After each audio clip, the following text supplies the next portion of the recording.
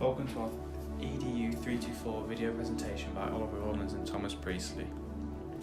The Sustainable Development Goal 4.5 target is to eliminate gender disparities within education by 2030.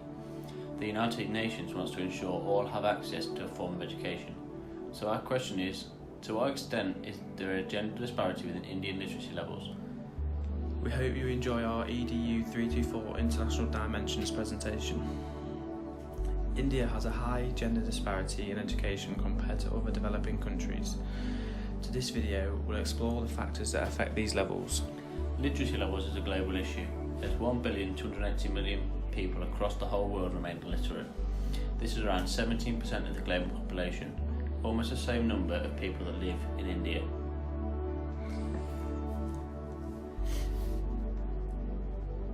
India is a developing country and the need for literacy is greater within a less developed country. Literacy is a key skill and is seen as a measure of intelligence. Greater intelligence comes with greater social status. We'll discuss this later on in the video. Every country aims to become more developed to improve its economy, so it is a better place to live and trade with.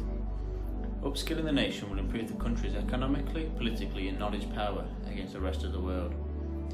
These are seen as males' roles within traditions of India.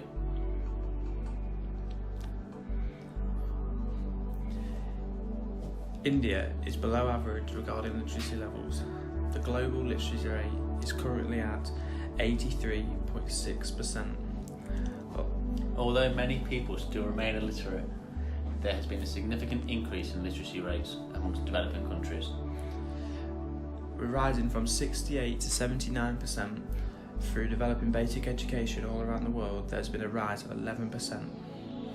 However, there are still imperfections, and developing countries struggle to develop due to poor literacy levels. Kumar studied the gender literacy levels within India. The 2011 census of India showed overall literacy rate in India to be 73%, while the males and female literacy rates is significantly different, with males boasting 80.9% and the females falling behind slightly with 64.6%. This means that more than 1/4 of the country's population is still illiterate. Within that figure, nearly 1/5 of males are illiterate, compared to 1/3 of females. In 2015, they reported on the difference in literacy levels throughout different states within India. Over 50 years there was a significant change, with the majority of northern states having a gender disparity index of 0.6 in 1961. 50 years later, we can see that the same states have improved drastically, and the majority of states only having a disparity index of 0.2 to 0.1. Some states' performance was similar 50 years down the line. Bihar, Madhya Pradesh, Rajasthan and Odisha all showed large disparities, whereas Andaman and Nicobar Island, Delhi and Pondicherry all showed similar disparity levels. So why is there a gender gap? Developing countries often have gender differences in educational attainment. Women in developing countries generally lack equal access to education resources, meaning that they fall behind in the literacy rates. Education is not the only gender disparity within India. Health and social and economic activity also contributes to the cognitive disadvantages in later life. In Indian society, women are traditionally regarded as the homemaker, meaning they are kept at home to cook food, serve the family and look after their children. The tradition has stood for many years, meaning that women have only been kept away from education and literacy. This can be related back to the theory of human capital. Human capital is the abilities and qualities which allow someone to produce economic value. These are gained through education and experience. The education girls receive traditionally have been given from their mothers, and they were told they must stay at home and do jobs around the house. So these are the qualities they are provided with to contribute to society. Another trend discovered throughout research was the effects of rural and urban environments. Literacy rates from all the states vary from 60 to 90%. Rural male showed 77.2% and rural female showed 57.9%. This is a massive difference of 19.3%, showing males are significantly advanced within literacy in the rural environments. On the other hand, urban males had the highest 88.8% and urban female at 79.1%. This is a difference of 9.7%, much smaller disparity when comparing against rural. When comparing the averages of urban and rural literacy levels, there was a disparity favouring the urban of 16%. Many in rural India lack access to education, nutrition, healthcare, sanitation and land.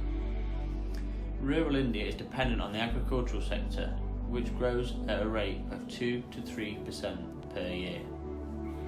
However, urban India depends on the second and tertiary sector, which grows at a rate of 8 to 12% per year. Due to this growth, there has been a large amount of migration from rural to urban in search of employment.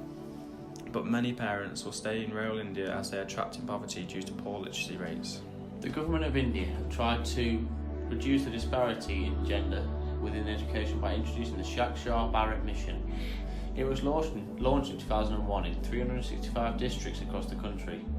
All these districts had female literacy rates of less than 50%. The primary goal was set on to improve women's literacy levels, helping over 70 million females aged 15 and above, helping to reduce the gender disparity across those chosen districts. The government also adopted a 5-year plan to set overall direction and framework for focus. These plans were derived from the Tribal Development Plan, which was established in 1951. Within the latest plan, Aim 3 looked to improve education and training programmes, as literacy was seen as a problem within the nation. After researching this topic thoroughly, we have come up with our own recommendations to reduce the gender gap within India. Firstly, the stereotypes of women need to be removed. Removing the stereotype of women staying at home to raise the children and look after the house is old-fashioned and out of sync with today's society. To develop as a nation, both genders need to come together and support the economy. But to do this, women must be allowed to go to school. Industrialisation of the nation will help provide more skilled jobs and move the country on from the primary sector and further into the secondary and tertiary sectors. This will allow more skilled workers from outside of India to migrate to the country to work.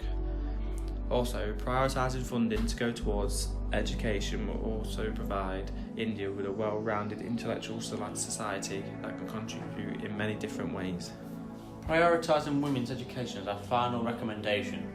Allowing women an equal opportunity to access education and training will help reduce the gender disparity. To summarise, we want to look back at the original question. To what extent is there a gender disparity within Indian literacy levels? The current gender disparity is large and needs to be reduced. The current gender disparity index is at 0.25 for literacy levels. However, this has decreased over recent decades as shown throughout. Due to the government initiatives and planning, the gap has been reduced, although more needs to be done to eliminate the gap further and bring the gender disparity closer, if not removed completely. The gender disparity will continue to exist whilst the traditions of the Indian people remain so prevalent and within the rural communities. However, good progress has been made, and with our recommendations, we believe the gap can reduce further. We believe that the gender gap in India is a hindrance to the development of the country in many important aspects. The greatest improvements would be seen throughout the rural districts, where there is a necessity to work for a living, create a new way of life, and educating the women in these areas will cause a decrease in gender disparities. As shown throughout the presentation, literacy is a key skill in many ways of life, and through the development of literacy, the country can move from a less developed country to a developed country. However, India cannot do this alone. The United Nations and the developing countries need to work together to achieve their goal of removing gender disparities within education by 2030. By working together, they can set precedents and new standards which allow developing countries like India to learn and aid each other through into becoming stronger nations, resulting in a stronger and more literate world. Thank you for watching our presentation. We hope you've enjoyed it. We have been Oliver Rawlings and Thomas Priestley.